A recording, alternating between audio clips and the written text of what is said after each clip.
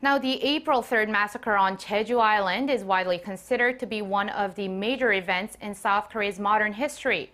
Thousands of people were accused of being communist over their protest of the government, which led to almost 10% of the island's population being executed. But after some 70 years, some of those who were wrongly convicted of being guilty were able to find some redemption. Our Yoon Jung-min has his story.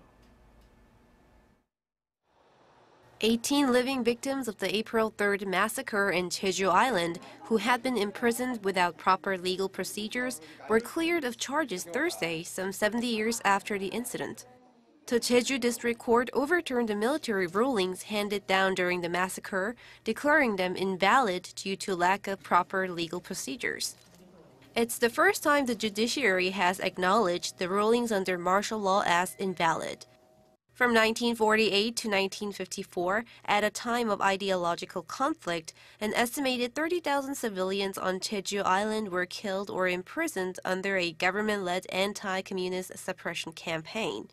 Most of the victims were labeled communists and wrongly imprisoned by military courts for violating national security and committing acts of rebellion. The Jeju court, however, said the victims were not made aware of the criminal charges they faced at the time and took into account the fact that numerous people were brought before military courts hastily and without due process.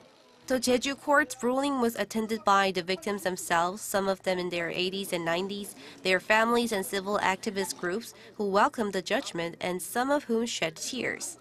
Among the 18 victims who brought the suit, one woman born in 1921 had been sentenced to 20 years. She thanked the court for clearing her of the false charges and confirming her innocence. Yoon Jung-min, Arirang News.